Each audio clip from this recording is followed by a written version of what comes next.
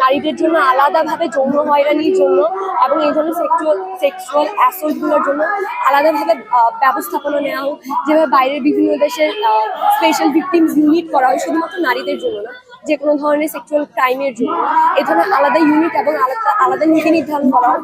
এর পাশাপাশি আমরা একটা জিনিস দেখতে পাই যে যখন একটা ধর্ষণের মতো একটা ঘটনা ঘটে, যতক্ষণ না মানে যখন সে পুলিশ বা কারো কাছে ইন্টারভিউ এই যে কেস ফাইল করতে যায়, জিডি করতে যায়, তখন তাকে যেইভাবে ডিটেলস গুলো জানতে চায়, তাকে আরো যেই মানসিক ট্রমার মধ্যে ফেলে দেওয়া হয়, এই জিনিসগুলো যাতে আরো সেন্সিটিভলি সহমর্মিতার সাথে এই ধরনের ইন্টারোগেশন করা হয় এবং তাকে যেন পাল্টা ব্লেম না করা হয়, ভিকটিম ব্লেমিং না করা হয়, সেটার জন্য আরো সোচ্চারভাবে আরো সেন্সিটিভ ভাবে যাতে ইন্টারভিউ বা ওই যে জিডির কেসগুলো ফাইল করে, এটার জন্য আলাদা ব্যবস্থাপনা করা দরকার, আমাদের বিচার বিভাগকে স্বাধীন করা দরকার।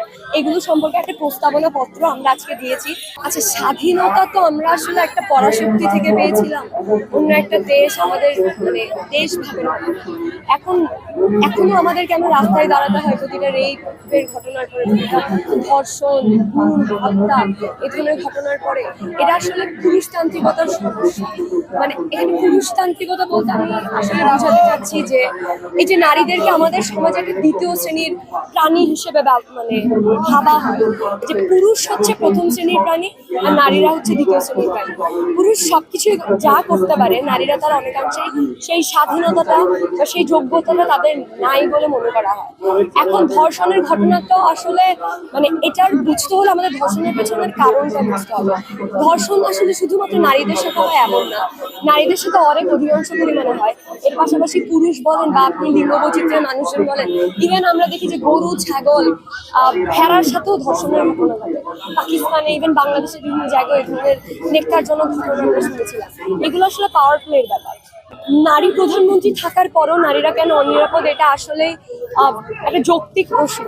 এখন নারী প্রধানমন্ত্রী হলেই কি সে নারী বান্ধব মানে হবে, এটা আসলে ধারণা আমরা করে নিচ্ছি, কিন্তু এটা আসলে বাস্তবিক না।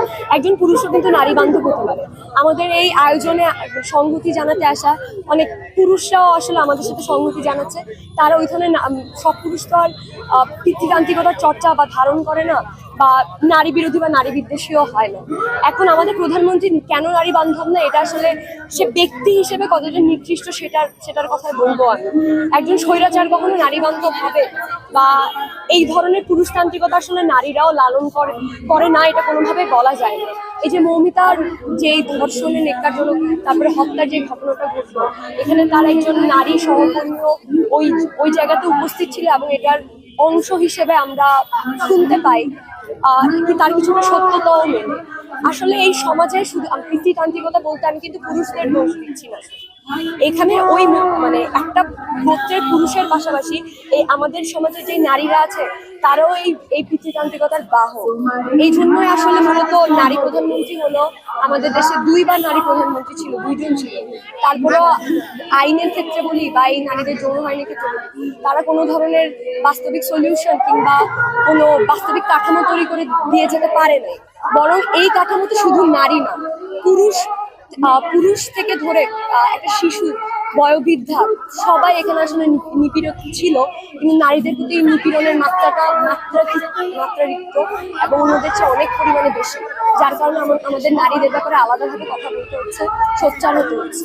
এই ক্ষেত্রে আমি মানে বিপরীত অন্য ধরনের অন্য লিঙ্গের যারা আছে, অর্থাৎ নারীদের বাইরেও লিঙ্গ বৈষম্যের মানুষ, পুরুষ যারা, তাদের সাথেও যে ধরনের এই যৌননিপীড়নের ঘটনা ঘটে, আমি সেগুলোর জন্য বিচার চাই। এবং একটা গণ অভ্যুত্থানের পরে কিন্তু রাষ্ট্রের প্রতিটা কাঠামোতে পরিবর্তন, সেটা সংবিধান থেকে ধরে বিচার ব্যবস্থা, আইনসভা, প্রত্যেকটা মানে ক্ষেত্রে একটা আমূল পরিবর্তন হয়।